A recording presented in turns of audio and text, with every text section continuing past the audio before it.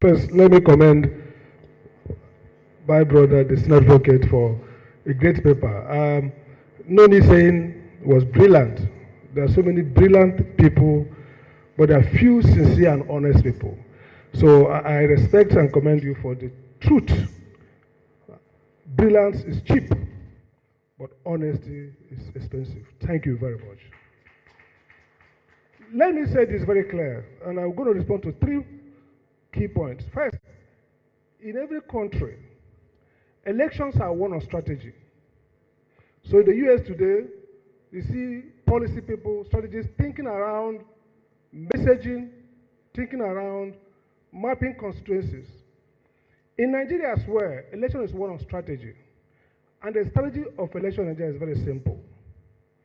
Bribe INEC, Bribe Judiciary, Commandeer the Security, and they are done. The people that destroyed 23 election is INEC and Judiciary. The rules were clear. The Electoral Act is not perfect, but it was very clear. I'm surprised that any judge who understands administrative law, which I have taught in the university for years, which I studied under the best in the world, would argue that an internal regulation built on a law, an act, a regulation, directing that you will do X, you can choose to do Y, when there is legitimate expectation and detrimental reliance. INEC was totally wrong, and the courts, Supreme Court downwards, got it wrong. When an agency created under the law with an enabling act and a constitution that says you can make rules, makes rules, those rules are law. They can unmake it through rulemaking process. If they don't, they are bound to obey it. Results should have been transmitted electronically.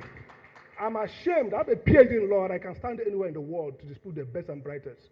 I was ashamed that the court affirmed that INEC can just walk away from the law. 5 years I was a regulator of electricity. When we make tariff, it's the same way INEC makes rules. We make those laws, tariffs. They are legal instruments. They are binding in law. I hold INEC responsible, and I hold the courts responsible for the failure of the elections.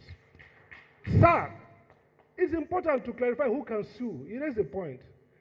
Electoral jurisprudence, the problem with Nigerian elections is that they don't understand electoral jurisprudence.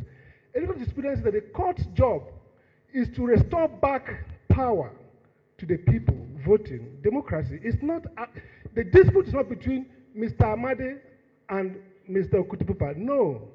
It's about the people's right to elect their leader. Therefore, we shouldn't be saying that only persons who contested and who could have won could file electoral petition. No. Citizens who voted have a right to go to court and say that the process was faulty. Look at the US jurisprudence. All the cases that went to court in 2020, I guess, were mostly by civil society groups and voters. That should change. Now, what does it take to nullify election? I always wonder why judges feel that what they call substantive justice, substantive compliance. If elections were conducted outside the rules, that is enough to nullify the election. You don't have to prove that you would have won. Elections should be nullified if they are conducted contrary to rules. Our jurisprudence is faulty on that. So the question then is, there's a key point somebody mentioned about too much burden on the judges. It is caused by INEC, and I make this clear. The new Electoral Act provides 2 safeties that we destroyed. First, internal democracy. It says that all candidates must be either elected directly or indirectly. If you choose indirect, then it laid out democratically elected. Let me say it clear. The court has a right and a duty to overrule parties if they present candidates that did not go through the rules of the constitution and their own internal rules. There's no justice like saying, look, there are 3 people here.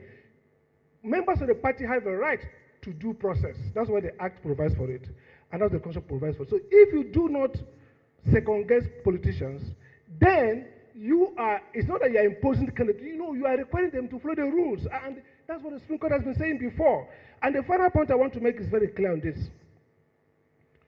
INEC needs to start doing administrative adjudication. Now, let's be very clear. Every process in an election, including rulemaking, including declaring results, are administrative procedures that require due process. Meaning that INEC should be sitting and making rulings on objections during collection of elections. I watch the drama where INEC says, call result, you call result, after I go to court. No, that's not the way. There is an intermediate procedure before adjudication in court. That is administrative hearing. You must establish the validity of those results through a process that INEC can now make rules, which the court will now review through judicial review. So the critical point is here, and I want to end on this note. The Amadi case you mentioned, sir, interesting case. The court did something that was nice, but look at the failure. The issue is, it's not for the court to impose candidates. Courts can notify result and ask people to elect, to go back. So we have to redraft timelines to allow for repeat elections, not imposition. And the key point here then is that this is not a matter of nicety. I like the point you made. Politicians are mad dogs. You need to police them. But when the policer of mad dog is himself mad, then that's confusion. The judiciary should no longer be thinking of politicians as people who want to do public good. The public interest is to impose order and regularity in politics, not to allow politicians to self-regulate. That is a lesson of history. I don't blame politicians, I blame judiciary, I blame INEC, because they abandon their work, and politicians are the ones who can never see power and leave power. You have to treat them as persons who have adverse interest to public interest and force through regulation the convergence of private and public interest. Thank you very much.